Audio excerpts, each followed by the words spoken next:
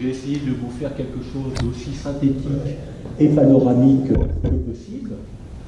Et je vais m'attacher à deux choses. La première, c'est d'essayer de dégager la logique profonde de la progression du savoir et du regard médical au XIXe siècle en rapport avec le traitement littéraire qui va en être donné. Alors, en littérature, la figure du médecin est encore un peu trop souvent associée pour la littérature classique aux médecins de Molière, ceux que l'on moque, dont on fait la satire, qui sont des figures comiques. On peut d'ailleurs remonter au Moyen-Âge. Vous avez notamment une pièce médiévale, Le vilain Mire, qui est une satire d'un personnage qui joue au médecin, à être un médecin. Mire étant un mot de vieux français pour dire le médecin. C'est lui qui mirait les urines. Mais si c'est globalement vrai que la littérature classique va traiter le médecin sur un mode comique, cela ne rend pas du tout justice à ce qu'était véritablement le savoir médical de la Renaissance et du XVIIe siècle. Mais ce serait rentrer dans des considérations qui nous entraîneraient trop loin que de mettre en contraste, si vous voulez, ce traitement comique de la figure du médecin et la réalité médicale. Mais il est vrai que le XVIIIe siècle va introduire un changement majeur. Pourquoi? Parce que dans la pensée des Lumières, la médecine en tant que art et science, les deux mots sont toujours associés dans la pensée des Lumières, la médecine est à la fois un art et une science, d'une part, et d'autre part, le statut du médecin dans la société vont être complètement réévalués et vont entrer dans la philosophie générale des Lumières. Et c'est ça qui va basculer et qui va instaurer la figure du médecin comme étant globalement, au XVIIIe siècle, une figure positive. Et toute la littérature du XIXe siècle va découler de ce changement profond et décisif. Alors, pour revenir un petit peu en arrière sur le médecin avant la philosophie des Lumières, bon, on a évoqué Molière, bien entendu, le médecin malgré lui, l'amour médecin, le malade imaginaire. Il y a même une pièce disparue de Molière, qui n'a jamais été, on a perdu le manuscrit, elle n'a jamais été imprimée, qui s'appelait Le Docteur amoureux. C'est un thème tout à fait récurrent.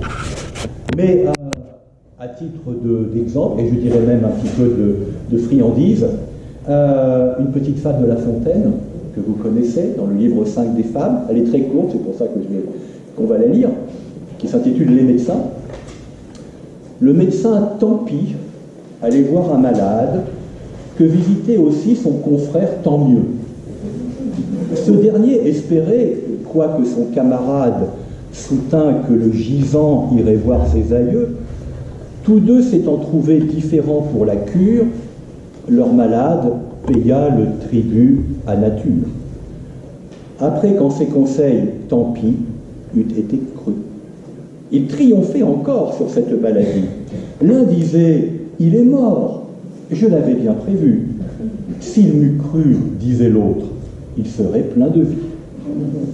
C'est tout à fait représentatif du traitement littéraire. Alors, pour partir de la philosophie des Lumières, je vais vous lire, parce que ça vous ne l'avez pas dans votre exemplaire, il faut quand même que je dise des choses que vous n'avez pas sous les yeux, une partie de l'article médecine de l'encyclopédie de Diderot et d'Alembert. Petite parenthèse, quand on veut savoir exactement ce qu'il en est de la philosophie des Lumières institutionnalisée, il faut se reporter à l'encyclopédie de Diderot et d'Alembert, qui en plus maintenant est disponible en ligne. Donc, autrefois, mes étudiants disaient « Oh ben non, on ne va pas lire ça, c'est trop gros, c'est trop lourd, c'est pas facile à trouver ». Maintenant, il n'y aura absolument plus aucune excuse.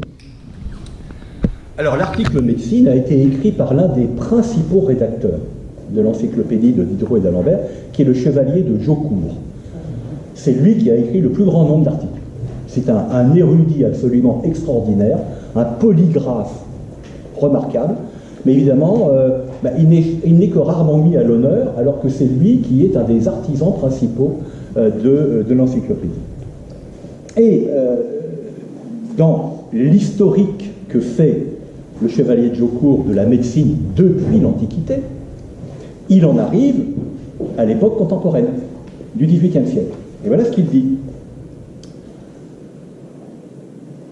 Une classe de grands maîtres comprend les vrais instituteurs de la théorie de la médecine qui cultivent en même temps les différentes sciences nécessaires pour former cette théorie et qui rassemblent et concilient de nouveau les connaissances qu'elles peuvent leur fournir pour former les principes d'une doctrine plus étendue, plus exacte et plus lumineuse. Ce sont des architectes qui commencèrent l'édifice dès les fondements, qui ne se servent des productions des autres que comme des matériaux déjà préparés, qui ne s'en rapportent pas simplement au jugement de ceux qui les ont fournis, qui en examinent eux-mêmes toute la solidité, toute la valeur et toutes les propriétés, qui en rassemblent beaucoup d'autres qu'on n'a pas encore employés, et qui, par des recherches générales et une grande pénétration, en découvrent eux-mêmes un grand nombre dont l'utilité règle et détermine l'usage des autres. C'est par ces productions plus ou moins étendues de tant d'auteurs qui ont concouru au progrès de la théorie de la médecine que nous reconnaissons tous les avantages de l'expérience. Nous y voyons partout que ces progrès dépendent de l'accroissement des connaissances qu'on peut puiser dans la pratique de cet art, que ces connaissances doivent être éclairées par la physique du corps humain, que cette physique tire elle-même des lumières d'autres sciences qui naissent aussi de l'expérience, et qu'ainsi l'avancement de la théorie qui peut guider dans la pratique dépend de l'accroissement de tous ces différents genres de connaissances et des travaux des maîtres qui cultivent la médecine avec gloire. Mais les praticiens de routine, assujettis sans discernement aux méthodes vulgaires, loin de contribuer à l'avancement de la médecine, ne font qu'en retarder les progrès, car le public les présente ordinairement aux autres médecins comme des modèles qu'ils doivent imiter dans la pratique, et ce suffrage aveugle et dangereux vient à bout de séduire des hommes sages. Donc, pour l'encyclopédie, la médecine est une science en voie, en cours d'élaboration, qui met au point une théorie qui est la combinatoire de toute une série de savoirs. Ça y est, la médecine est instituée comme étant une des sciences modernes. C'est la pensée des Lumières. À partir de là, vous voyez très bien que le médecin va être tout simplement assimilé au philosophe. Il n'y a pas de différence intrinsèque entre le philosophe et le médecin dans la pensée des Lumières. Vous ne pouvez pas être un bon médecin si vous n'êtes pas en même temps un philosophe au sens des Lumières. C'est-à-dire quelqu'un qui réfléchit sur le monde tel qu'il est, sur la nature humaine, sur la physiologie humaine, sur la psychologie, etc., etc. Dès lors, la science médicale est parfaitement en harmonie avec toutes les autres. Au XIXe siècle, si on se reporte à ce qui va être, d'une certaine façon, l'équivalent de l'encyclopédie de Diderot et d'Alembert à la fin du XIXe siècle, qui est le grand dictionnaire universel du XIXe siècle de Pierre Larousse, qui est un monument, 15 volumes. Je vous fais ici une parenthèse. Lorsqu'on veut connaître le sens d'un mot au XIXe siècle, son champ sémantique, ses différentes acceptions, pour la première moitié du XIXe siècle, il faut se reporter au Littré, car le Littré donne l'état de la langue entre la fin du XVIIIe et les années 1840-1850, et il faut se reporter au GDU, le grand dictionnaire universel de Larousse, pour la seconde moitié du XIXe siècle. Et l'étude comparée d'ailleurs de définitions de mots, etc., est tout à fait intéressant. Mais le grand dictionnaire universel est un dictionnaire encyclopédique. C'est-à-dire qu'à chaque entrée, vous allez avoir les définitions d'un même mot, assorti de toute une série d'exemples, et après vous allez avoir une rubrique qui est encycle, ou ans, qui est le développement encyclopédique du terme, de la notion, qui ont été définis préalablement. Alors donc, que dit le grand dictionnaire universel sur la médecine? Alors lui aussi, il est disponible en ligne. Alors le problème, c'est qu'il n'est disponible que sur Gallica, et que c'est tout simplement une reproduction photographique, enfin image, et qui est atrocement difficile à lire lorsqu'on l'imprime. Vous voyez, on suce les yeux. Je ne vais pas tout vous lire, il n'y en a 15 pages. Hein. L'article est d'une longueur extraordinaire, mais ce que dit l'article est tout à fait décisif, qui ne pouvait pas être dit par l'encyclopédie des droits d'Alembert. C'est que la réforme de la profession médicale date du début du XIXe siècle. Avant, eh bien, il y a bien entendu le cursus médical dans les facultés de médecine, mais il n'y a pas de réglementation de la profession médicale. Et là, comme souvent, c'est au premier consul qu'on le doit, avec la loi du 29 Ventose en 11. Vous avez tous traduit en calendrier, c'est le 10 mars 1803. Donc la loi du 10 mars 1803 définit ce qu'est un médecin, quelle est la formation qu'il doit suivre, quelle doit être la réglementation de l'exercice de sa profession, et qui va abolir la distinction qui était opérée de facto sous l'Ancien Régime entre médecin et chirurgien, puisque le chirurgien pouvait parfaitement être un barbier, comme vous le savez. Il n'y avait pas de réglementation de la profession de chirurgien. Ça pouvait même être des garçons de bain étuvistes, hein, ceux qui vous faisaient rentrer dans les étuves pour vos bains. Donc on peut imaginer que certaines opérations chirurgicales étaient un peu douteuses.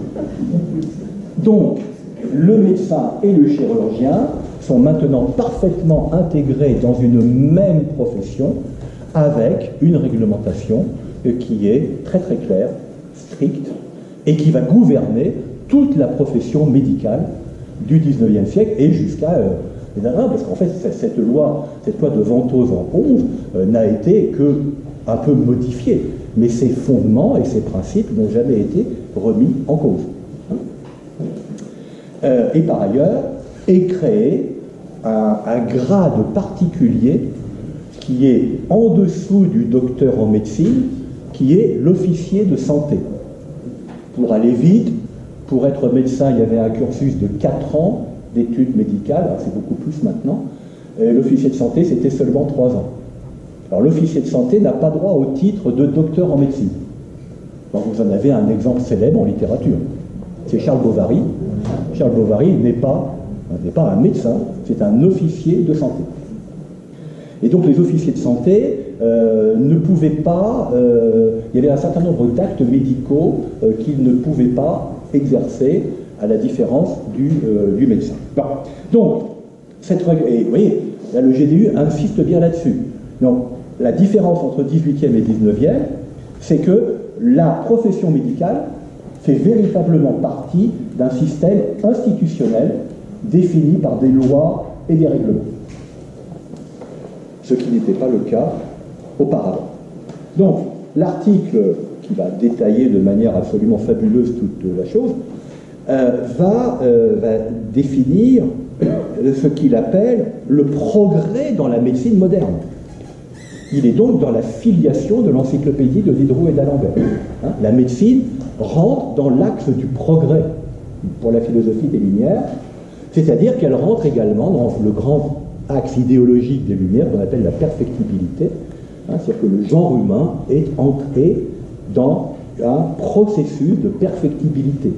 Perfectibilité par les techniques, par le progrès moral, par le savoir, etc., etc.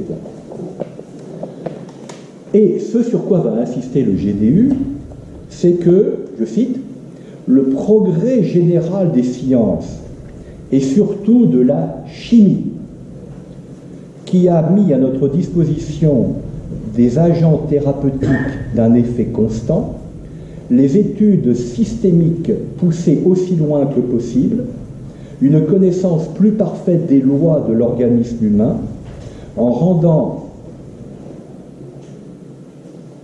la médecine, c'est tellement écrit petit, moins conjecturale dans un certain nombre de cas, a singulièrement rehaussé la profession de médecin. Le terme capital ici, c'est les progrès de la chimie. Pour la médecine des Lumières, c'était la physique et la physiologie qui étaient les savoirs dominants. Le XIXe siècle ajoute la chimie. Dès lors, vous êtes dans une médecine de type moderne. Ce qui a changé pour nous par rapport au XIXe siècle, c'est évidemment le progrès fulgurant des techniques d'investigation, pour le diagnostic, etc. Mais fondamentalement, vous êtes dans la même perspective, hein, dans la même approche. Ainsi, la médecine, pour le grand dictionnaire universel du XIXe siècle, est véritablement une science, comme elle l'était déjà pour la philosophie des Lumières.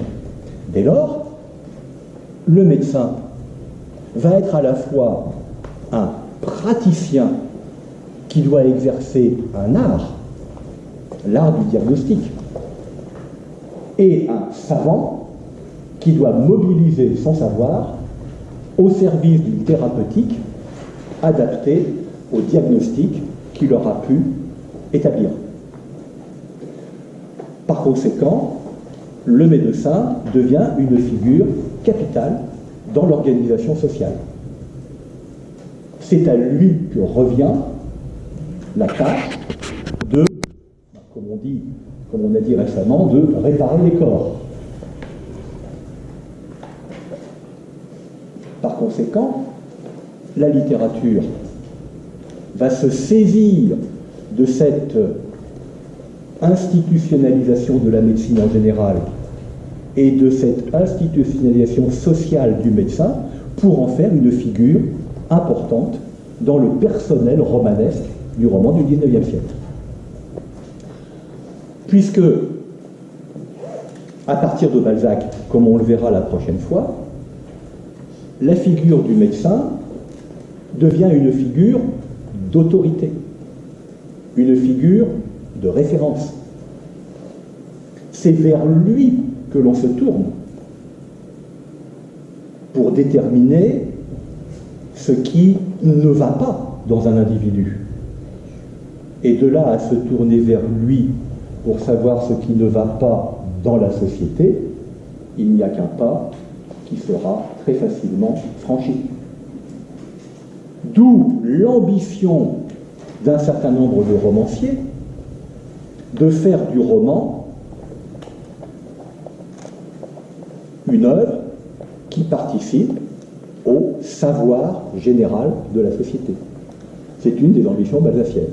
Le roman balzacien est une œuvre de savoir, est une œuvre de connaissance, de dévoilement d'un certain nombre de faits, de phénomènes, de vérités, etc. Dévoilement dans lequel le médecin va jouer un rôle important.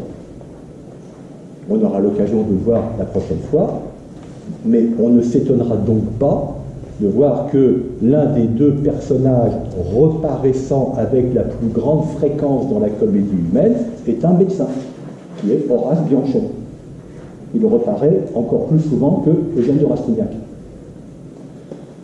Et l'intérêt, c'est que si Rastignac est un personnage central dans 2 ou 3 romans, Bianchon n'est jamais, ou pratiquement jamais, un personnage central. Il est toujours là. Il soigne les autres personnages de la comédie humaine. Il en enterre beaucoup aussi d'ailleurs. Bien, donc ceci posé, nous sommes là bien dans le cadre institutionnel de la médecine. Du coup, héritage des Lumières, plus institution du médecin grâce au progrès de la science médicale au XIXe siècle, à quoi aboutissons-nous? Nous aboutissons à cette idée que il existe un lien fondamental entre entreprise littéraire et regard médical. Pourquoi? Puisque si le romancier se donne dans son programme cet axe particulier de décrire, d'analyser le monde tel qu'il est, dans la perspective du roman réaliste, eh bien, il joue un rôle en tant qu'écrivain analogue au rôle que joue le médecin dans la société. Puisque le médecin part de quoi? De l'observation, du dialogue avec le malade, de l'interprétation des signes, parvient à un certain nombre de conclusions, lesquelles vont embrayer sur un traitement possible. Que fait le romancier? Il observe, il analyse et il met en scène. Le diagnostic du romancier aboutit non pas à un traitement médical, mais aboutit à une mise en scène de la réalité. Il y a donc une analogie qui se met en place. C'est pour ça que je vous ai mis en tête cette petite citation de Zola. Alors évidemment, c'est tardif, hein, le roman expérimental c'est 1881, mais c'est le point d'aboutissement de tout ce qui s'est produit avant. Je compte sur tous les points me retrancher derrière Claude Bernard. Le plus souvent, il me suffira de remplacer le mot médecin par le mot romancier pour rendre ma pensée claire et lui apporter la rigueur d'une vérité scientifique.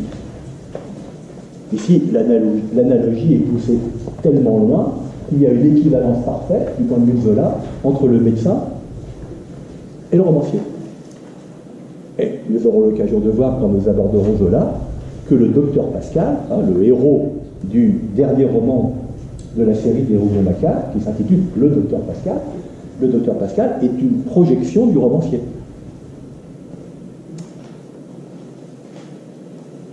Donc voilà pourquoi je disais en introduction que la matière est immense.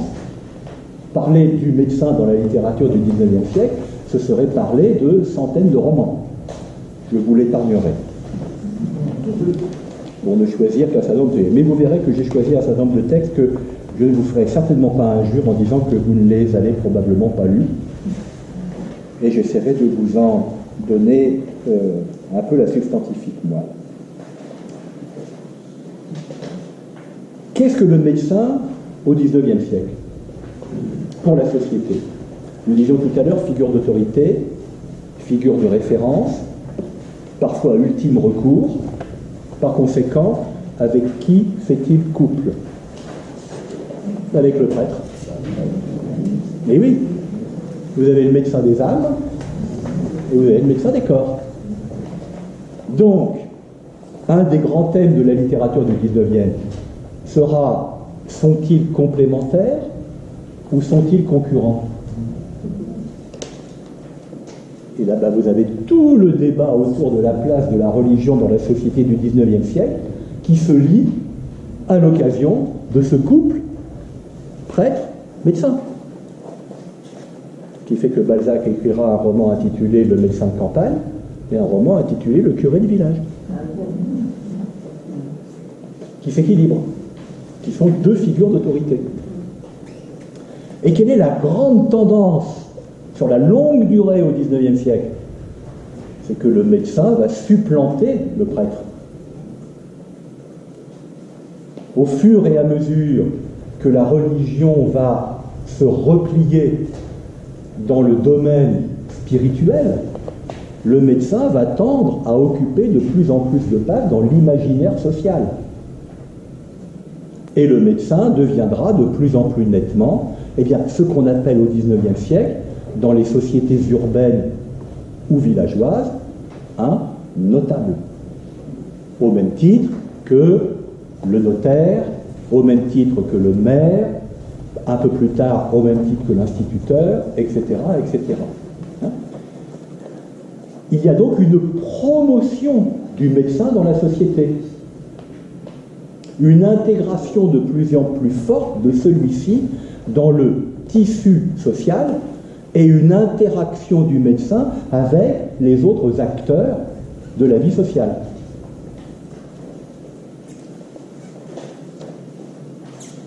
En retour, le médecin peut inquiéter quelque peu, par son savoir justement.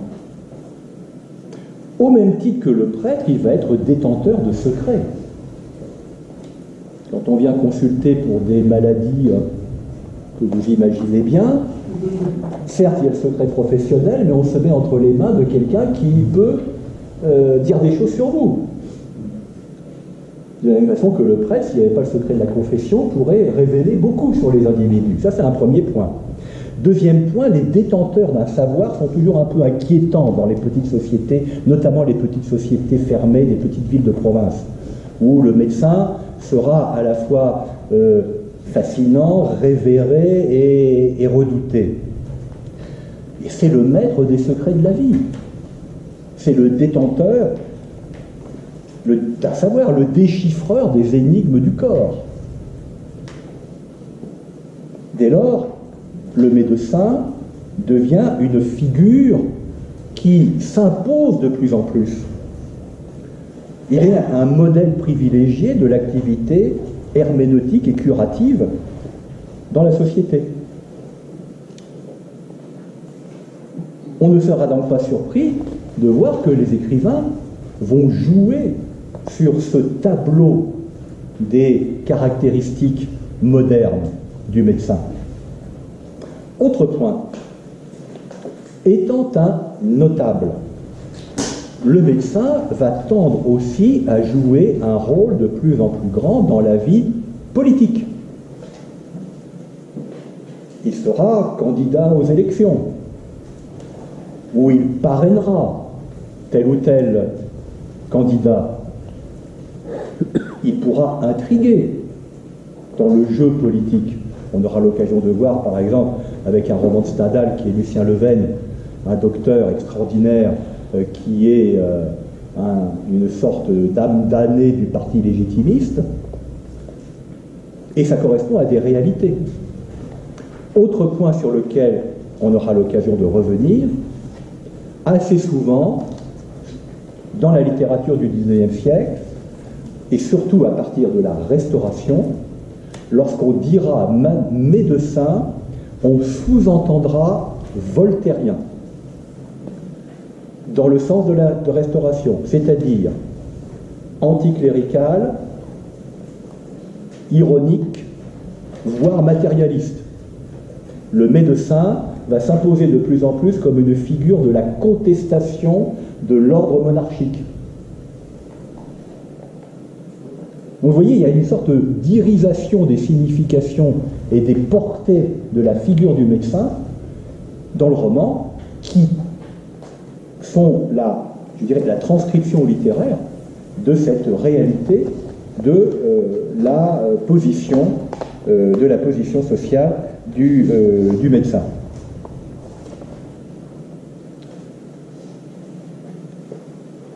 Devenue cette figure essentielle du monde moderne, devenue cette figure d'autorité, on ne s'étonnera pas que plusieurs romanciers vont en quelque sorte se comparer eux-mêmes à des médecins, comme le fait Zola. Le romancier va vouloir revendiquer pour lui-même la même autorité morale dans l'espace social que celle que ce même espace social reconnaît aux médecins.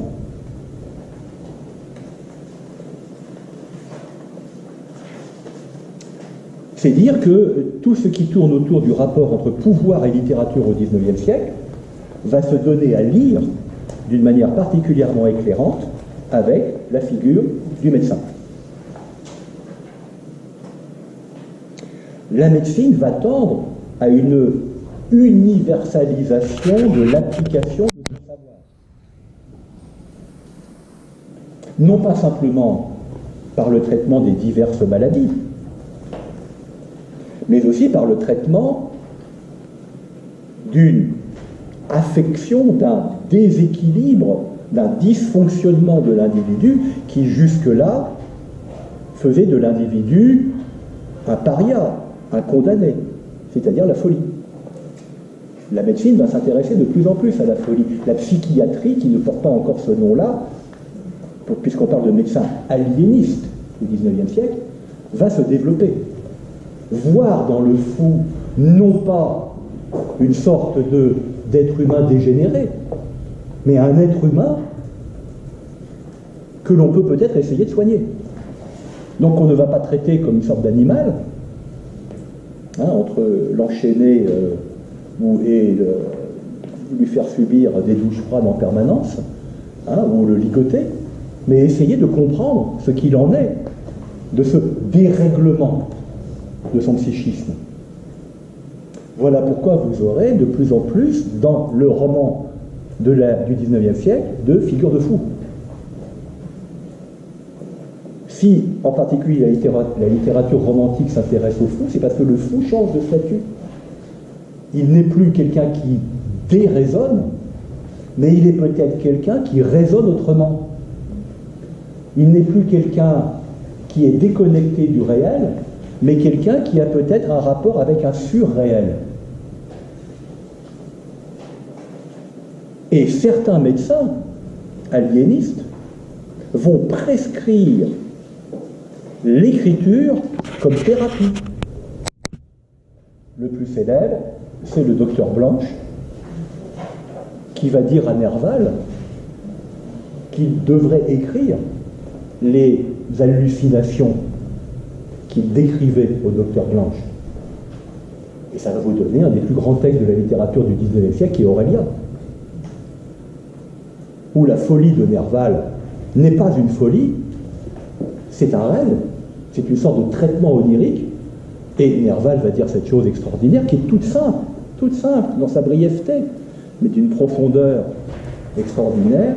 Le rêve est une seconde vie. Et ça, c'est grâce au docteur Blanche,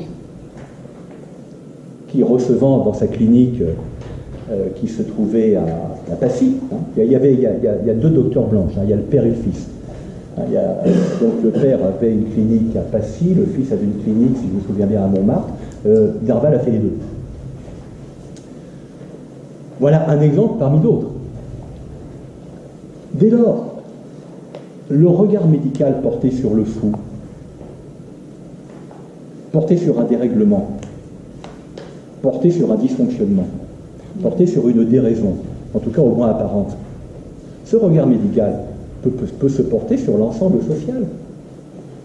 Si la société dysfonctionne, si la société est malade, n'y a-t-il pas des remèdes? Est-ce qu'il n'y a pas une thérapie à envisager de la société? Ce qui, évidemment, peut amener à des tas de dérives, je vous le concède. Mais ce rêve du médecin capable de régénérer la société naît au XIXe siècle. Alors, petite parenthèse, la prescription du docteur Blanche faite à Nerval, elle avait déjà été utilisée, ce type de prescription, écrivez ce qui vous trouble, avait déjà été utilisée dans un roman du XVIIIe siècle, qui est Les Aventures du Chevalier de Faublas. C'est un roman publié entre 1787, je vous l'ai cité, entre 87 et 90, de Jean-Baptiste Louvet de Coudray, on dit pour réduire Jean-Baptiste Louvet, et il y a un médecin anglais qui s'appelle Francis Willis, qui recommande au héros d'écrire ses mémoires à titre thérapeutique. Donc vous voyez, dès la fin du XVIIIe siècle, on peut envisager ce type de pratique. Je reviens donc un petit peu en arrière. Dans le roman du XVIIIe siècle, je manque de temps et de place pour vous en traiter, mais vous avez beaucoup de médecins qui figurent dans des romans et qui sont le plus souvent des figures secondaires, mais qui vont toujours jouer un rôle intéressant parce qu'ils seront un pôle de la raison et du savoir. Et on n'ignore pas que dans la philosophie des Lumières, vous allez avoir des médecins qui faisaient partie des salons philosophiques, qui entretenaient des rapports très étroits avec les philosophes du XVIIIe siècle. Par exemple, le docteur Bordeu, qui connaissait très très bien et Diderot et d'Alembert. Et d'ailleurs, le rêve, le titre Le rêve de D'Alembert, hein, et met en scène le médecin réel, le docteur Bordeaux. Hein, et ce récit de rêve est une fiction philosophique, mais qui ne serait pas possible dans toute sa portée si elle n'était liée au regard du médecin, à l'écoute du médecin. Plus largement, comment est-ce que le médecin du XIXe siècle voit la maladie? C'est là que toutes les théories médicales vont entrer en jeu. Pour définir la maladie, pardonnez-moi de la lapalissade, il faut définir la santé. Quel est l'état normal de l'individu? D'où la fameuse définition, qu'est-ce que la vie? La vie, c'est l'ensemble des fonctions qui résistent à la mort. C'est une des grandes définitions du XIXe siècle. Elle est irréfutable. Dès lors, pour comprendre la maladie, il faut comprendre le fonctionnement vital du corps. Pour comprendre le fonctionnement vital du corps, il faut connaître le corps. Pour connaître le corps, qu'est-ce qu'on fait? Ben, on dissèque. D'où l'importance capitale de l'anatomie. Mais comprendre la mécanique organique, c'est une grande question philosophique.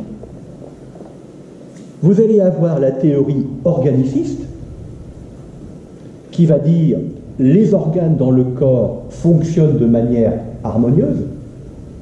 Si un organe est atteint, toute l'harmonie du corps est atteinte. Et de là, vous pouvez passer à quoi? À une théorie organiciste du corps social. Si le corps social est malade, c'est peut-être qu'il y a un organe dans le corps social qui est malade. Ça peut être une catégorie sociale. Ça peut être le mode d'exercice du pouvoir politique, etc., etc. Tout sera toujours lié de cette manière-là. Vous allez avoir les théories vitalistes. Qu'est-ce que la vie? C'est une énergie qui anime le corps. Qu'est-ce que la maladie? C'est une défectuosité de cette énergie. Il peut y en avoir pas assez, ou il peut y en avoir trop. Donc il faut savoir tempérer l'énergie, ou au contraire, la revigorer. On peut énumérer toutes les théories médicales du XIXe siècle en fonction de cette préoccupation centrale qui est celle de comprendre la maladie, implique de comprendre le fonctionnement du corps humain. Mais on ne peut pas se contenter de ça. Parce que vous ne pouvez pas comprendre le corps humain si vous ne comprenez pas le psychisme humain.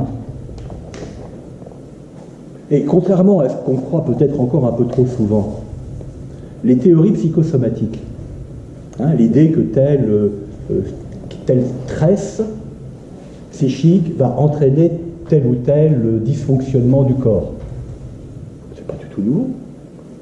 C'est pensé dès la fin du XVIIIe, et ça va être théorisé dans un ouvrage absolument fondamental, qui est fait par un médecin, qui s'appelle le docteur Cabanis, qui paraît en 1801 ou 1802, pardonnez-moi. C'est pas plus tard que 1802 et c'est pas avant 1801. Bon. Qui est les rapports du physique et du moral chez l'homme. Le titre est parfaitement explicite. Comprendre un individu, c'est comprendre des rapports. Le terme de rapport est fondamental dans la philosophie des Lumières.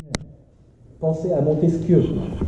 L'esprit des lois est un ouvrage qui est consacré au rapport entre le mode de gouvernement et l'état général d'une société. Donc, comprendre les rapports du physique et du moral, c'est une mission fondamentale du médecin. Donc, le médecin doit être non pas simplement quelqu'un qui connaît parfaitement le fonctionnement physiologique de l'organisme, mais c'est quelqu'un qui doit pouvoir établir ce qui, chez le malade, dans le rapport entre son psychisme et son physique, dysfonctionne. Autrement dit, c'est une thérapie globale. On ne peut pas soigner un symptôme, ça ne sert à rien, il faut soigner la cause. Soigner la cause implique de comprendre comment la totalité de l'individu fonctionne. Vous étendez ça à l'examen du corps social, et vous comprenez quelle peut être la mission du médecin dans la société moderne. Donc vous voyez, on peut quand même dire qu'il y a une étonnante modernité du XIXe siècle dans sa conception du médecin et de la médecine. Mais, bon, ouvrons une parenthèse. Qu'est-ce qui leur manque aux médecins du XIXe par rapport aux nôtres? Beaucoup de techniques d'investigation du corps, la radio, scanner, l'IRM. Bon, il leur manque une panoplie de la pharmacopée bien plus importante que celle qu'ils avaient à leur disposition, malgré les progrès de la chimie. Il leur manque la maîtrise parfaite de la technique de l'anesthésie, qui se met en place au XIXe siècle, mais c'est une anesthésie un peu sauvage,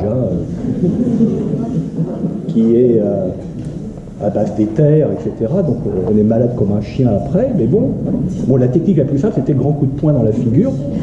C'est dans Madame Bovary. Charles Bovary soigne une carie dentaire, paf, et le patient est tellement lié qu'il peut arracher la dent sans le faire souffrir. Mais évidemment, il l'a moitié assommé avant. Mais on voit très très bien que le manque des médecins du 19e par rapport aux nôtres, c'est d'abord des considérables progrès techniques, et puis c'est évidemment tout ce que l'investigation du corps a permis de comprendre, l'ADN, toute l'analyse de sang au XIXe siècle n'existe pratiquement pas. Il n'est pas du tout possible de faire la numération globulaire, il n'est pas du tout possible de déterminer quel est votre taux de potassium ou autre. Bon, mais ça, ce sont des progrès techniques. La mentalité du docteur du XIXe siècle est en réalité très très proche de celle du médecin contemporain. On aurait peut-être même tendance à dire que parfois le médecin contemporain a régressé par rapport au médecin du XIXe siècle dans son approche globale. Bon, c'est un sujet sur lequel je ne m'étendrai pas. Mais vous voyez très bien à quoi je fais allusion. Bien. Donc, cette science médicale et cette posture d'autorité du médecin, que le roman va évidemment prendre complètement en charge, nous amène à deux considérations majeures. La première, c'est que si le romancier du XIXe siècle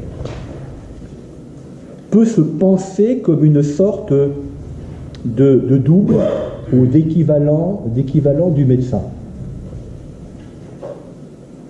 cela implique que le traitement du personnage va être différent de ce qu'il pouvait être dans la littérature romanesque antérieure. Pourquoi? Parce que si on va jusqu'au bout de ce raisonnement, un personnage ne pourra être véritablement situé, ne pourra être véritablement décrit, analysé, que par sa contextualisation à la fois historique, géographique, sociale, familiale, etc. Le savoir que le romancier va vous donner sur le personnage, ce sera la combinaison de ces différents paramètres qui vont expliquer le personnage, le faire évoluer, le mettre en rapport avec les autres dans le roman, le faire agir de telle ou telle façon. Donc la figure du personnage va tendre à se densifier d'une manière tout à fait considérable. De la même manière que le médecin doit prendre en compte la totalité de l'individu qu'il doit soigner, le romancier se doit de créer une figure imaginaire conçue dans une totalité contextuelle. Par conséquent, le roman doit intégrer dans sa matière même, dans son texte, dans ses références, il doit intégrer tous ces éléments. Petite parenthèse, ça vous explique par exemple un portrait balzacien, dont j'ai eu l'occasion de parler lors d'autres conférences. Il est impossible pour Balzac de se contenter de ce que pouvait faire Madame de Lafayette en décrivant la princesse de Clèves. Elle était belle et blonde. Parce que l'intérêt du roman n'est pas là. Il n'est pas dans le portrait physique de l'héroïne, il est dans son drame, dans le drame tragique qu'elle connaît. Peu importe pour le lecteur de l'époque de savoir, il suffit d'avoir dit qu'elle était belle.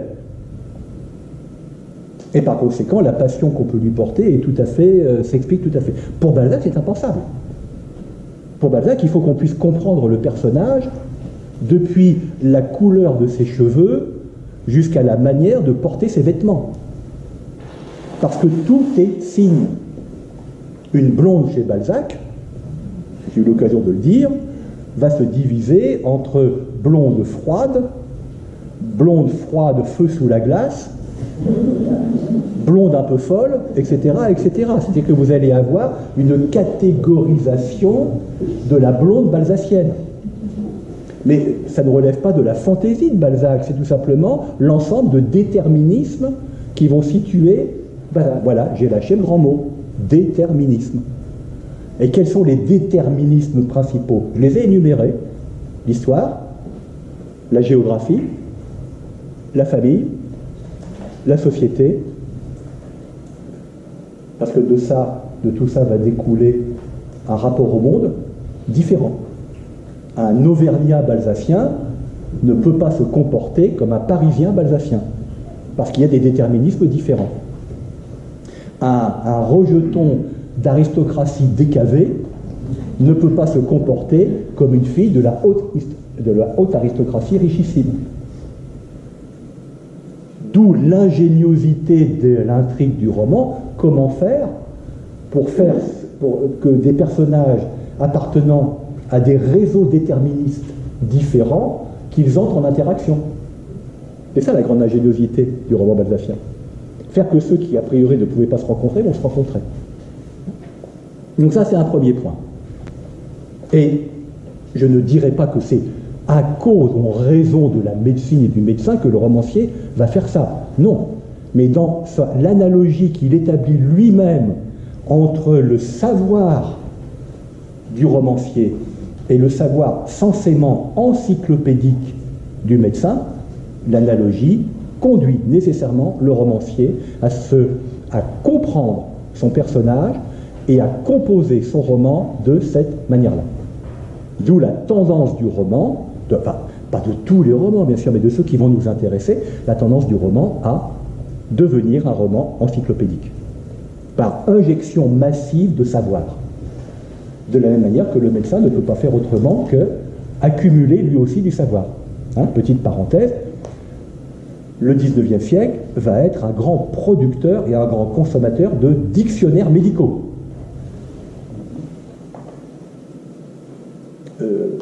Charles Bovary a un dictionnaire médical, dont il est dit que les pages ne sont pas coupées. Mais ça fait partie du meuble obligé du médecin. Il faut montrer qu'on lit et qu'on a un ouvrage de référence. Mais c'est très significatif. Et les dictionnaires médicaux du XIXe siècle sont absolument fabuleux. Je vous recommande, si on en trouve assez facilement maintenant dans les brocantes et autres. C'est extraordinaire, les dictionnaires BR. Et en plus, avec des dessins extraordinaires. Les dessins de maladies vénériennes dans les dictionnaires médicaux du XIXe siècle, c'est absolument extraordinaire. Bon, ça invite plutôt à l'abstinence. Donc ça, c'est un premier point. Deuxième point. À partir du moment où le médecine et médecin vont être à ce point majeur dans le personnel romanesque des romans du XIXe siècle. C'est-à-dire qu'ils vont ils vont devenir en quelque sorte des figures obligées. Très souvent, d'ailleurs, ils ne seront que des personnages tout à fait secondaires. Mais il faut qu'ils soient là. Parce que le médecin fait partie nécessairement de l'espace social. Si vous prenez par exemple, on aura l'occasion de le voir, le début de L'Amiel de Stendhal, hein, il y a un médecin au départ qui va jouer évidemment un rôle plus important que ce que je viens de dire. Hein, mais vous aurez toujours, ou très très souvent, la figure du médecin. Mais le plus important n'est pas là. Le plus important, c'est que le médecin va être amené par les romanciers à jouer un rôle dans l'intrigue romanesque. Et c'est là-dessus que l'imaginaire romanesque va pouvoir se déployer. Parce que si vous faites agir un médecin dans les intrigues romanesques, vous pouvez lui faire faire des tas de choses. Vous pouvez certes le cantonner à sa profession médicale, hein, tel ou tel personnage malade va être examiné et soigné par le médecin, mais vous pouvez le faire rentrer dans des intrigues beaucoup plus complexes et beaucoup plus intéressantes. Comme je disais tout à l'heure, vous pouvez le faire rentrer dans des manœuvres politiques. Vous pouvez le faire rentrer dans une intrigue amoureuse. Le médecin qui vient pour soigner une belle patiente, ça peut amener à des intrigues intéressantes. Le médecin peut jouer le rôle de conseiller. Le médecin peut jouer le rôle de, de père de substitution, etc., etc., etc. Il y a une grande labilité romanesque du personnage de médecin, mais qui sera toujours lesté, en quelque sorte, du poids de son savoir. Lequel savoir lui donne nécessairement un regard particulier sur le monde, sur la société, sur les autres.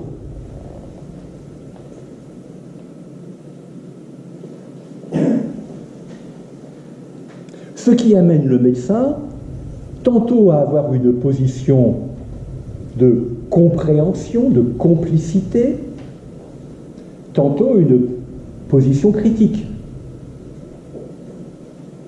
Ce qui fait que le médecin pourra apparaître comme une sorte de commentateur de la société à l'intérieur du roman. Étant commentateur, il pourra être un relais de la voix de l'auteur, une sorte de double, de substitut.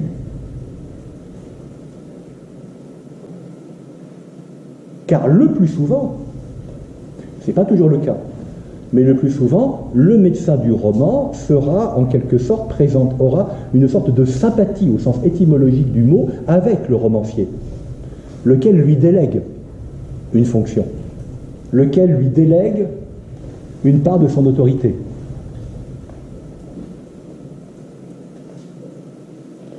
La contestation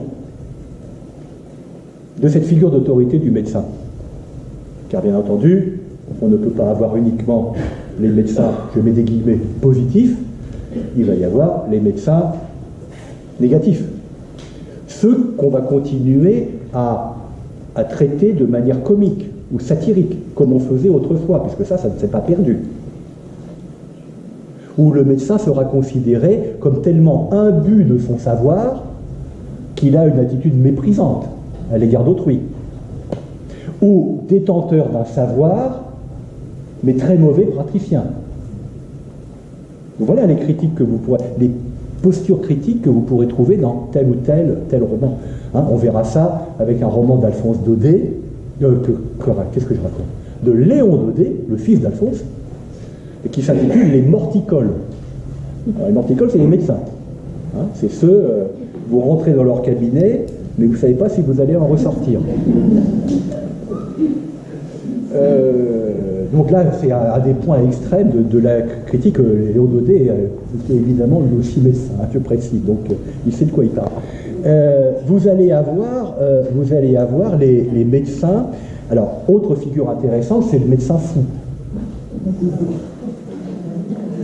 qui va se livrer des expériences absolument terribles sur ses patients. Car bien entendu, le médecin, même s'il a une figure d'autorité et de savoir, est susceptible d'être lui aussi malade. Et la maladie la plus intéressante sur le plan littéraire pour un médecin, c'est la folie.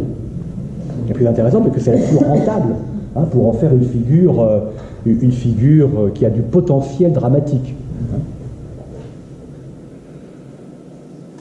Donc voilà, vous allez avoir le médecin dont on va ironiser les prétentions, etc., etc. Donc au sein de la littérature romanesque du XIXe siècle, vous allez avoir cette concurrence entre la positivité de la figure d'autorité et la négativité de la figure d'une autorité soit déviante, soit inefficace. Et si dans le roman vous avez cette concurrence, en revanche, au théâtre, dont je ne parlerai que de manière très marginale, c'est la dimension comique qui sera la plus représentée.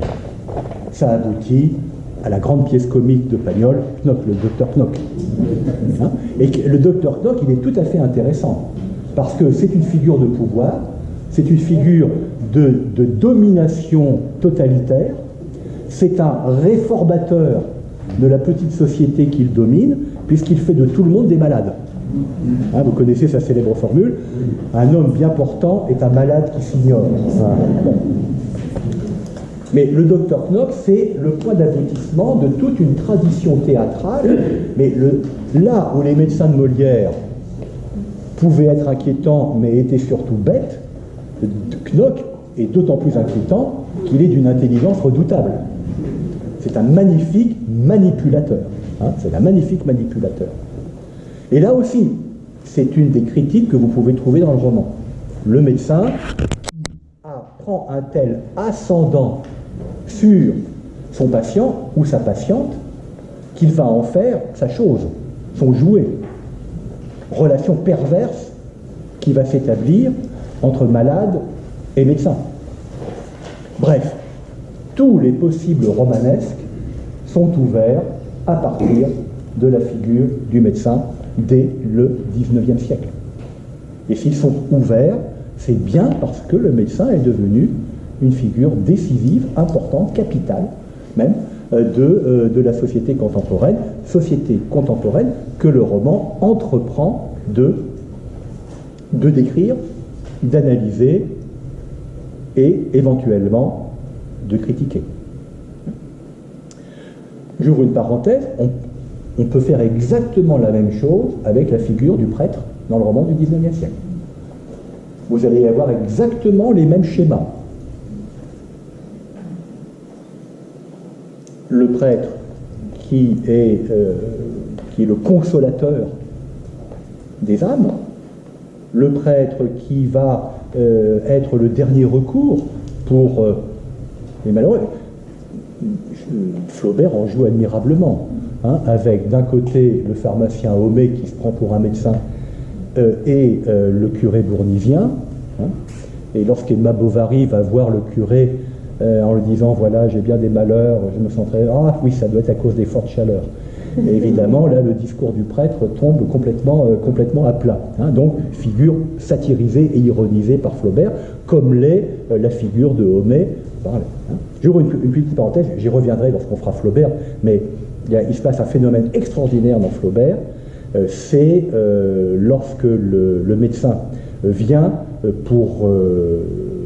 appelé par Charles Bovary et par le pharmacien lorsque Emma Bovary s'est empoisonnée, hein, et le médecin, qui constate évidemment qu'on ne peut plus rien faire, est une figure d'autorité impuissante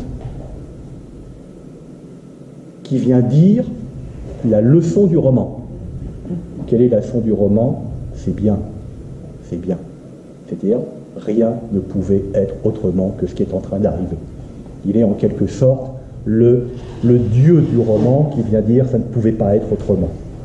Autrement dit, il est dans cet espace de 2 ou 3 lignes, il est le double de Flaubert, dont le papa, comme vous le savez, était médecin. Hein, portait l'extraordinaire prénom de Achille Cléophas.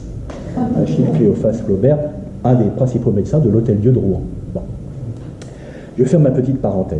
Donc, pour le prêtre, on pourrait faire donc exactement ce même parcours, distinguer les différentes formes d'intervention du prêtre dans l'intrigue romanesque, les différentes déviances possibles, les différentes critiques dont il peut être l'objet. Cela confirme ce que je vous disais tout à l'heure. Au XIXe siècle, le prêtre et le médecin font couple. Ils sont en miroir. Donc ce que les romanciers vont faire avec des médecins, ils peuvent parfaitement le faire avec des prêtres. Hein? Le seul, d'une certaine façon, qui maintient un équilibre en faisant et du médecin et du prêtre une figure positive, c'est Balzac. Alors ça, on expliquera idéologiquement pourquoi. Bon. Mais sinon, nous avons donc cette démarche, cette position des romanciers qui est tout à fait comparable. Qu'est-ce qui va venir perturber, je dirais, ce champ d'exploitation romanesque de la figure du médecin? Enfin, perturber, qui va lui donner une toute autre configuration. Eh bien, c'est effectivement à partir de la fin du XIXe siècle où le médecin, les figures du médecin, va se radicaliser en deux postures véritablement antithétiques. Le médecin zolien, c'est-à-dire celui pour qui la compréhension de la maladie est le premier pas vers la République. Je synthétise, je rassemble, je raccourcis, mais c'est exactement ça. Hein? Le docteur Pascal, c'est l'annonciateur de la République. Comme si la République était le traitement politique du dysfonctionnement de la société, dysfonctionnement induit par la maladie mortelle qu'a été le Second Empire du point de vue de Zola. Et donc vous allez avoir ce type du médecin zolien qui est présent dans un certain nombre de textes, jamais de manière aussi explicite et jamais de manière aussi extraordinairement mise en scène que chez Zola. L'autre posture antithétique, ça va être le médecin cynique, le médecin sceptique, pas S-E-P-T-I, hein, S-C-E-P. Le scepticisme médical, c'est-à-dire le renoncement du médecin à faire autre chose que d'une certaine façon faire semblant de soigner. Comme si la maladie était inhérente à la condition humaine et que tout ce qu'on pouvait en faire, au fond, c'était de l'accompagner. Le renoncement médical, le désenchantement médical, qui est l'exact opposé de l'ambition médicale de type zolien. Et la seule compensation que ces médecins désabusés vont pouvoir trouver, c'est dans le bizarre, le marginal, l'extraordinaire, la fascination pour toutes les déviances, depuis la drogue jusqu'aux sexualités de toute nature, et c'est ce que vous trouverez dans la littérature décadente. Les médecins de la littérature décadente sont des médecins qui sont absolument fascinés par tout ce qui est morbide. Comme si cette morbidité n'était que l'image la plus crue et la plus fascinante de la réalité de la condition humaine. Comme si le médecin n'était pas autre chose que le poète de la décomposition générale. Et ça, c'est tout à fait remarquable. Hein, vous savez que les décadents sont de grands écrivains de la décomposition du corps social, de la décomposition du corps, de la décomposition de tout. Hein, Joris Karl Huysmans, l'auteur d'À rebours, a écrit un texte absolument extraordinaire que je crois avoir eu l'occasion d'évoquer une année antérieure, qui est une hagiographie, une vie de sainte, qui est Sainte Lidwine de Schiedam, une sainte authentique, et dont la sainteté s'est accomplie, elle est grabataire, et son corps se décompose, et elle offre cette décomposition à Dieu. Et le livre de Huysmans est une admirable description de cette décomposition progressive, mais qui se termine par quoi? Par le paradoxe qui est le suivant: le corps pourri dégage une odeur de rose. C'est l'odeur de sainteté. Elle meurt en odeur de sainteté. C'est exactement ça. Donc pour arriver à cette effluence de fleurs, il faut en passer par la liquéfaction purulente, pardonnez-moi des termes, enfin c'est exactement ça du corps. Et ça c'est typique de la littérature décadente. Où se trouve la beauté, où se trouve le sublime dans la décomposition? Eh bien, le médecin décadent est un adorateur de cette décomposition. Et, bon, bien sûr, entre les deux, vous allez avoir encore des postures de médecin dans le roman comparables à ce qu'il y a avant. Sur ce quoi je voulais inciter, c'était sur cette radicalisation antithétique. Hein? Et après, au XXe siècle, donc on terminera le cycle avec lui, évidemment, le médecin qui, d'une certaine façon, met fin à la médecine, à l'efficacité de la médecine et à la posture du médecin, c'est Céline, dans Le Voyage au bout de la nuit, où là, le médecin devient quoi? Il devient le témoin de l'horreur sociale, et pas autre chose.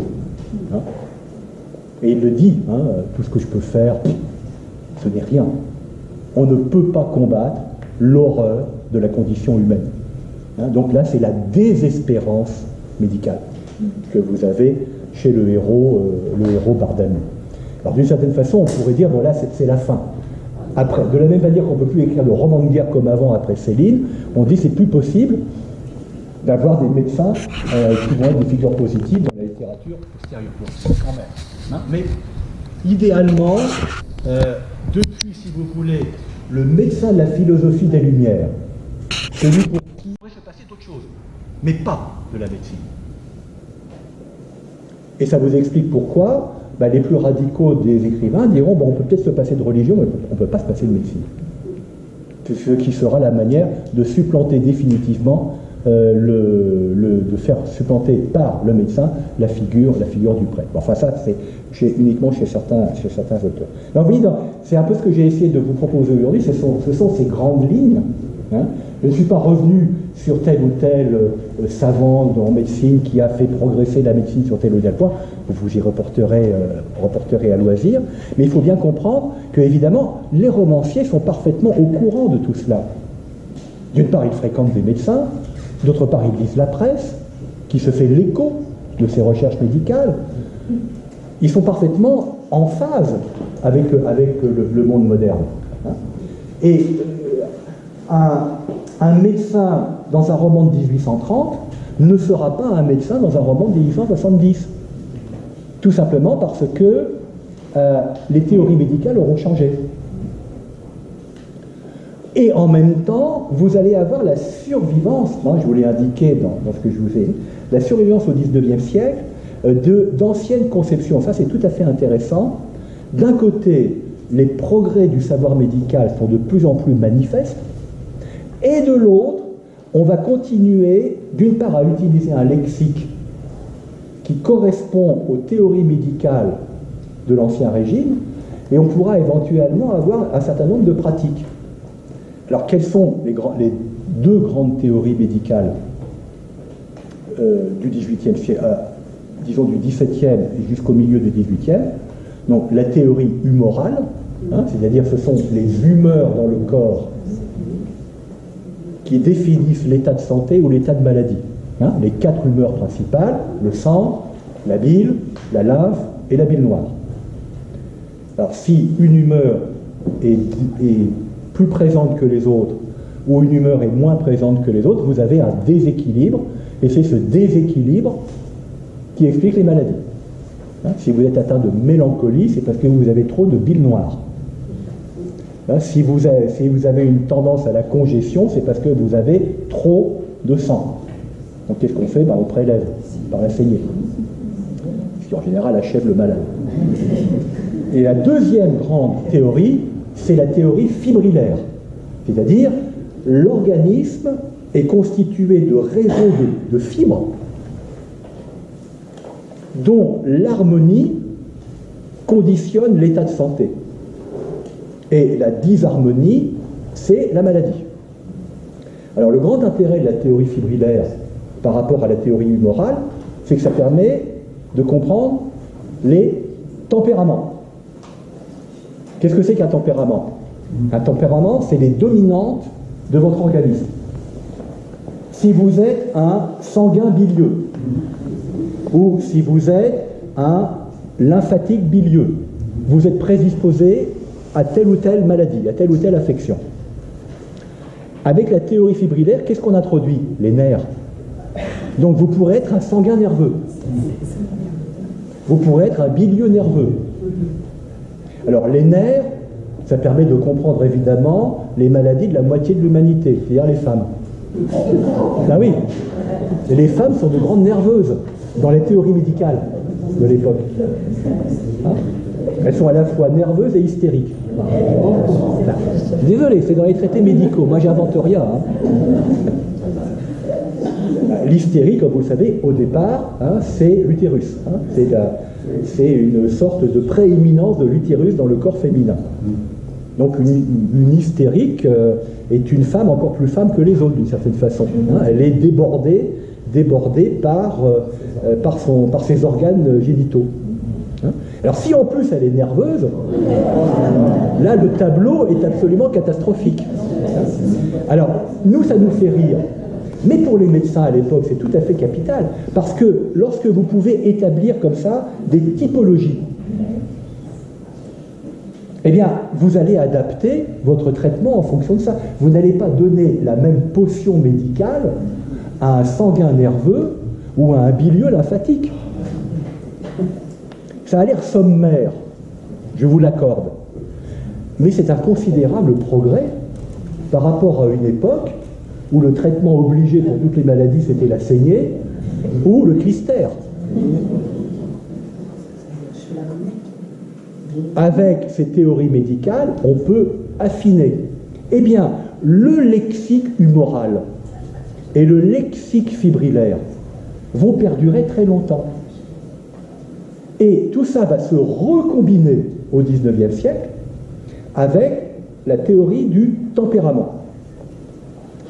Et les individus seront catalogués selon leur tempérament. Et le tempérament, c'est en quelque sorte je dirais, c'est l'équivalent de votre ADN pour les médecins de l'époque. C'est ce qui définit la manière dont votre métabolisme fonctionne. Si ça définit votre métabolisme, ça va définir votre rapport aux autres. Ça va définir votre position dans l'ensemble des interactions sociales. Un tempérament sanguin n'aura pas le même rapport au monde qu'un tempérament bilieux. Médicalement, cela fait que, à tel ou tel tempérament, les médecins vont associer telle ou telle maladie privilégiée. Le sanguin, il est prédisposé à l'apoplexie. Non. Le bilieux, il est prédisposé à ce qu'on n'appelle pas encore la dépression, etc., etc. Donc, ce que fait ce découpage médical selon les catégories d'individus, ça n'est pas établir une discrimination, c'est pour pouvoir affiner un diagnostic et un type de traitement. Et le terme de tempérament, vous le trouvez partout au XIXe siècle. D'ailleurs, il survit dans la langue. Lorsqu'on dit de quelqu'un, il a un tempérament colérique, c'est la survivance de la théorie des tempéraments, tout simplement. Hein? Et comment Zola va-t-il définir la littérature naturaliste? C'est un beau sujet de disserte. La littérature est un coin de la nature vu à travers un tempérament. Vous voyez, ce vocabulaire médical qui sert à définir l'entreprise naturaliste de Zola. Mais c'est une survivance lexicale encore vivante aujourd'hui. Et lorsqu'on dit de quelqu'un qu'il est de mauvaise humeur, ben c'est une survivance de la théorie humorale. Donc, vous allez avoir si j'ose dire, ce maintien par le lexique d'une part mais également par une tendance médicale à répartir les individus en fonction de ces catégories, qui va entrer non pas en concurrence, mais en combinatoire avec toutes les théories médicales modernes. C'est-à-dire que les théoriciens de la médecine vont se poser la question de savoir, bon, si par exemple je suis un vitaliste, c'est-à-dire, moi je suis un médecin vitaliste, je vais donc considérer mon patient en fonction de ce que je vais pouvoir estimer de son énergie vitale. Est-ce que son énergie vitale est déficiente? Et si elle est déficiente, quelles peuvent en être les causes? Si je pense qu'il a un tempérament lymphatique, j'ai là une cause possible. Si je pense qu'il a un tempérament plutôt nerveux, il faut que je réfléchisse à l'éventuelle contradiction entre l'élan vital et l'hyperexcitabilité nerveuse. Qu'est-ce qui se contrarie? Sur quoi est-ce que je dois jouer pour rétablir un équilibre? C'est comme ça que les médecins pensent, enfin, les grands médecins du 19e pensent leur diagnostic. Observation, rapport fait à un certain nombre de catégories déterminantes et questionnement permanent sur les combinatoires possibles. Donc c'est pas sans intérêt. Nous ne pensons plus du tout comme ça. Mais eux pensent comme ça. Dès lors, ils vont considérer que le savoir sur un individu se doit de prendre en compte tous ces éléments, idéalement. Et que ce savoir ne peut procéder que de deux sources, l'observation et le questionnement. Mais que nous retrouvons dans le diagnostic contemporain. Quand vous allez voir un médecin, vous dormez bien, vous mangez bien, vous éveillez bien, etc. C'est exactement les questions que posent les médecins de l'époque. Simplement, eux, c'est pour essayer de comprendre à quel type vous appartenez ou de quel type vous vous rapprochez. Alors ça a un aspect peut-être un petit peu trop méthodique, un peu radical, mais ça aide véritablement au diagnostic. Et par exemple, on voit lorsque Bianchon fait un diagnostic, par exemple dans Père Goriot, lorsqu'il fait le diagnostic du Père Goriot, il dit bien qu'il ne pourra probablement pas le sauver parce qu'il est trop atteint, parce que son rapport à ses filles a fait complètement dysfonctionner son psychisme, et ce psychisme s'est immédiatement transformé en une maladie incurable. C'est tout à fait remarquable. Le Père Goriot n'est pas malade parce qu'il a chopé je ne sais quoi. Il est malade parce que ses filles l'abandonnent. C'est bien donc le rapport psychologique, intime, familial, etc., qui explique la maladie. Et la seule chose que puisse faire Bianchon, parce qu'il a immédiatement compris que le Père Goriot était condamné, ce sont ce qu'on appellerait aujourd'hui des traitements palliatifs. Uniquement. Mais il ne peut rien faire d'autre. C'est dur pour ça, d'ailleurs, que Bianchon ne pourra sauver que très peu des personnages de la comédie humaine, qui sont tous tellement atteints qu'il intervient trop tard. Hein? Mais c'est son discours qui est intéressant à chaque fois. C'est la grande justesse du diagnostic. Voilà, bon, j'ai essayé de vous faire ce panorama qui est évidemment extrêmement rapide et évidemment lacunaire, mais c'était pour mettre en place ce dans quoi les romans dont nous allons commencer à parler à partir du 12 octobre, où je traiterai de Balzac, dans quel contexte ils s'insèrent. Si vous avez des questions, je peux essayer d'y répondre.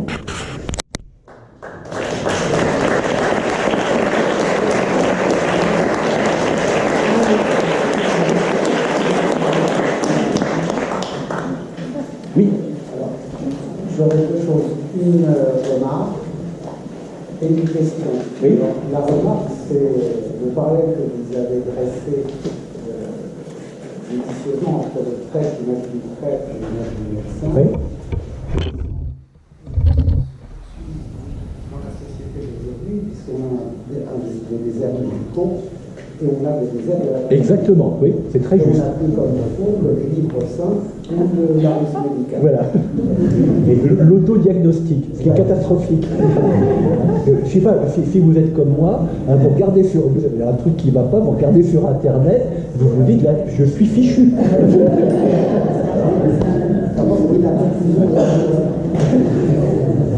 Alors, la question, c'est, on a connu, avec Charcot notamment,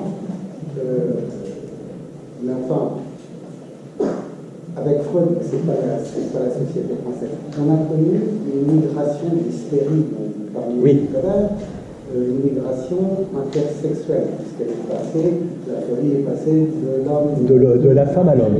Ouais. Et on a connu aussi une migration anatomique, puisqu'elle est passée des bases organiques. Exactement. Et on n'a pas en dehors de, enfin, je n'ai pas vu en dehors de Nerval quelque chose qui témoigne de cette apparition de connaissances sur la folie. Si, alors vous avez un certain nombre de textes, mais qu'aujourd'hui c'est un peu oublié. Alors vous avez un auteur, il se trouve qu'il y a ici une spécialiste japonaise de cet auteur, qui est Charles Nodier. Charles Nodier met en scène des personnages de fous, et d'une manière qui n'est pas du tout il ne s'agit pas de les traiter comme des personnages perdus dans leur étrangeté, il essaie de comprendre ce qui caractérise leur folie et de quel savoir ils sont en réalité porteurs. Hein. Donc vous avez plusieurs auteurs romantiques, en particulier, qui ont traité le fou comme étant, comme je disais tout à l'heure, quelqu'un qui a un rapport particulier à ce qui n'est pas visible. Hein. Le fou est un connaisseur de l'invisible, et non pas quelqu'un pour qui le visible est tellement incompréhensible qu'il se réfugie dans sa folie. Hein. Alors, je reviens sur l'hystérie. Dans Un rebours, le héros des Esseintes est une figure d'hystérique.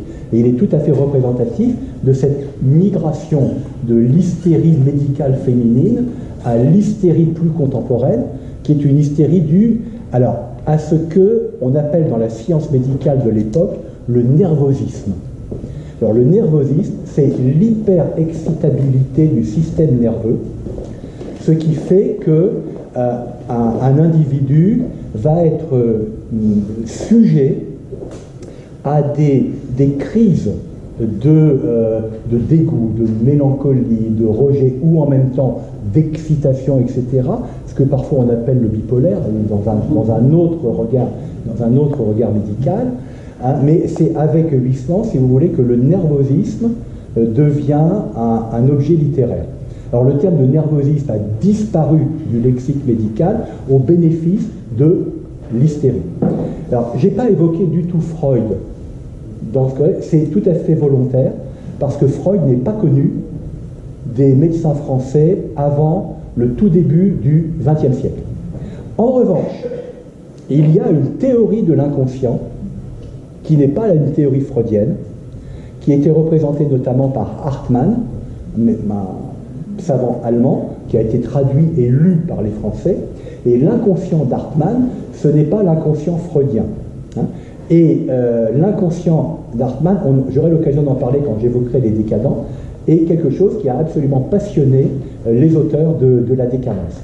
Alors, en gros, si vous voulez, l'inconscient hartmannien, c'est ce que nous appellerions, nous, le subconscient.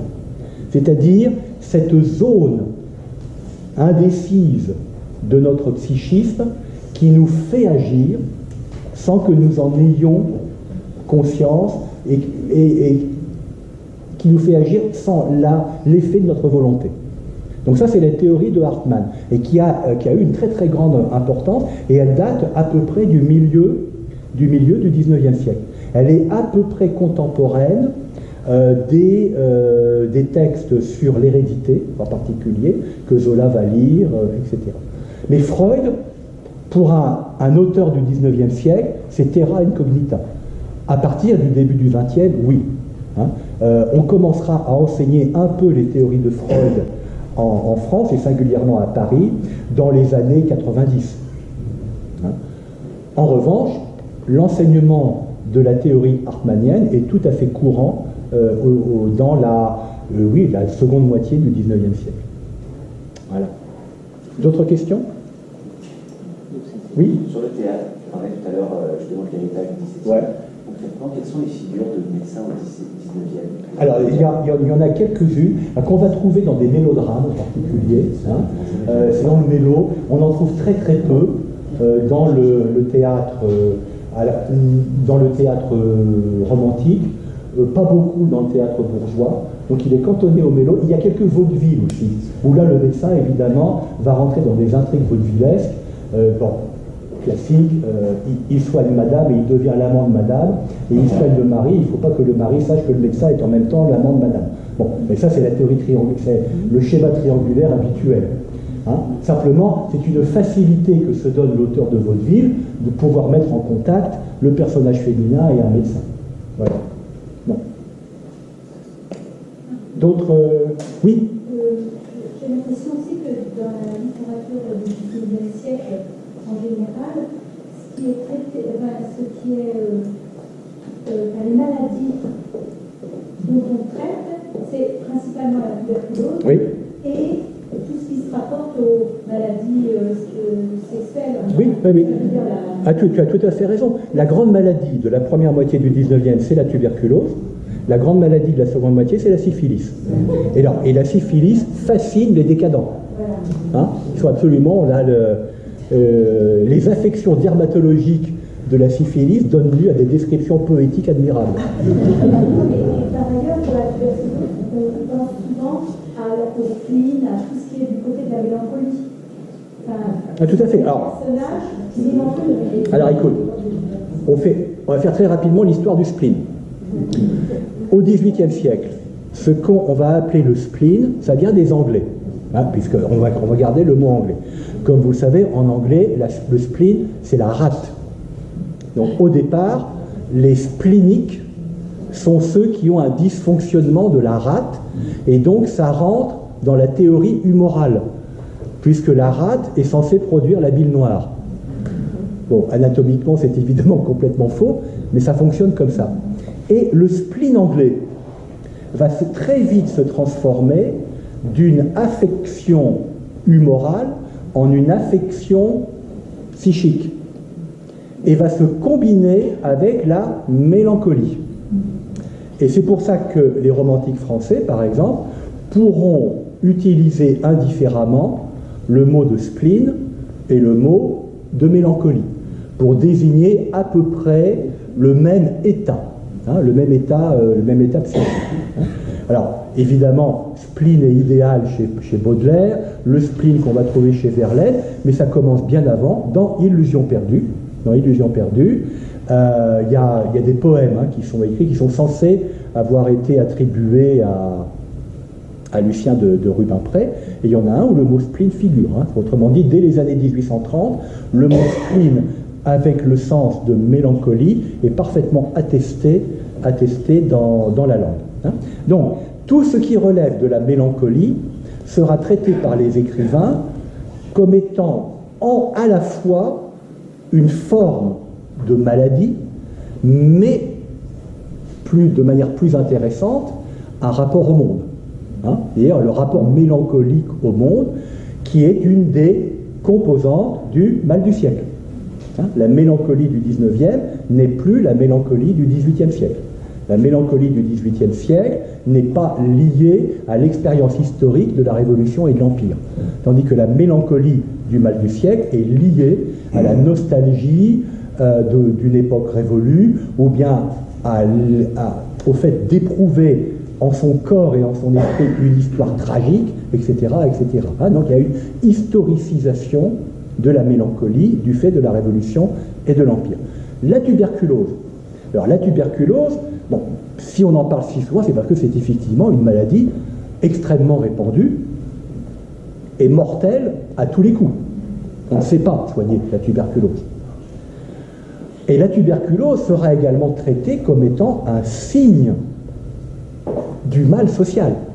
S'il y a autant de tuberculeux, c'est parce que peut-être l'hygiène est défectueuse? Si l'hygiène est défectueuse, est-ce que la société ne serait pas défectueuse? Est-ce qu'il n'y a pas un rapport entre la prééminence de la tuberculose et l'état social?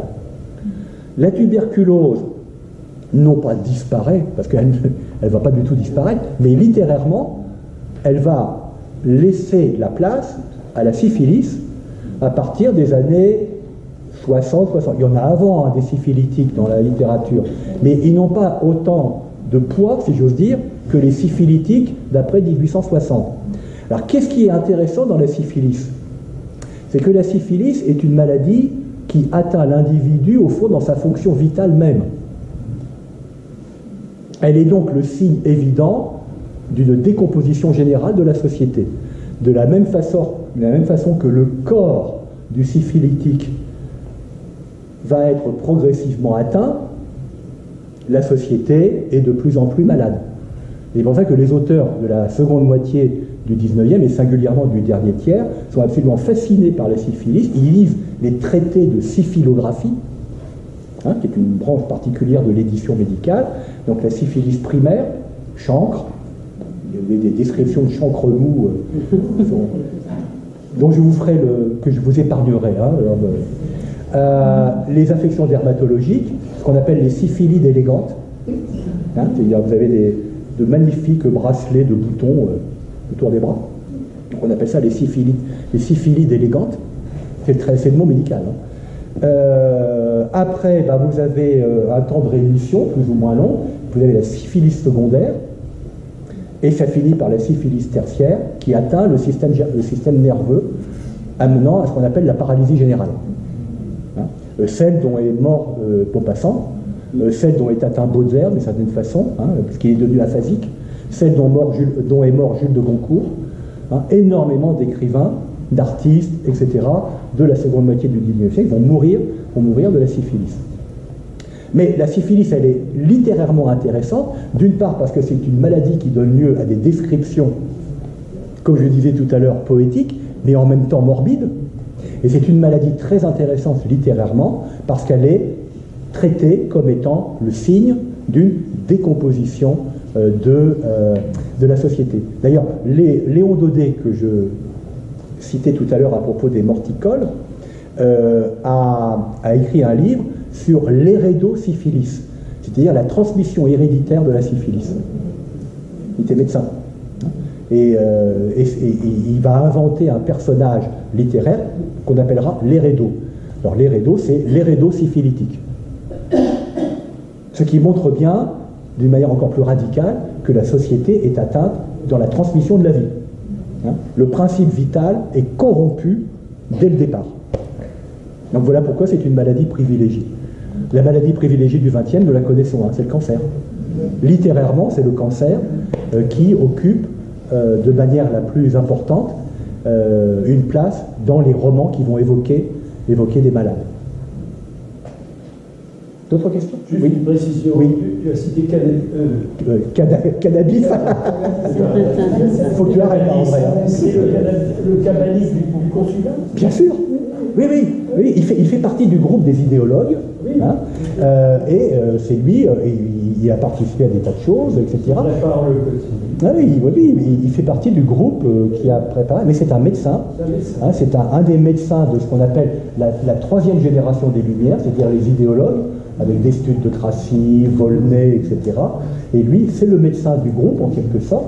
Il a été député, il va être viré avec les autres idéologues.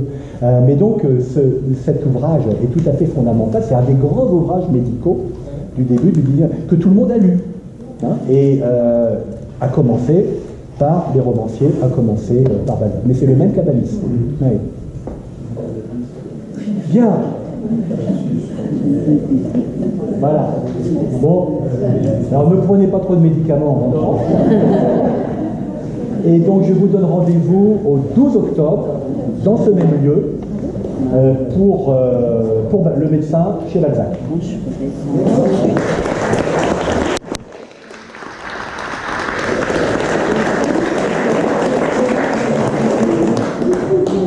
des textes sur le site internet, Oui. des textes voilà, de toutes les conférences Ouais, tout, de l'art sur le site internet. Donc, pour l'instant, vous avez le corpus des 3 premières conférences. Je suis en train de faire pour la 4e. Et puis, s'il y a des personnes qui retournent en voiture à Vernon, il y a une personne de l'Assemblée qui aurait besoin d'être covoiturée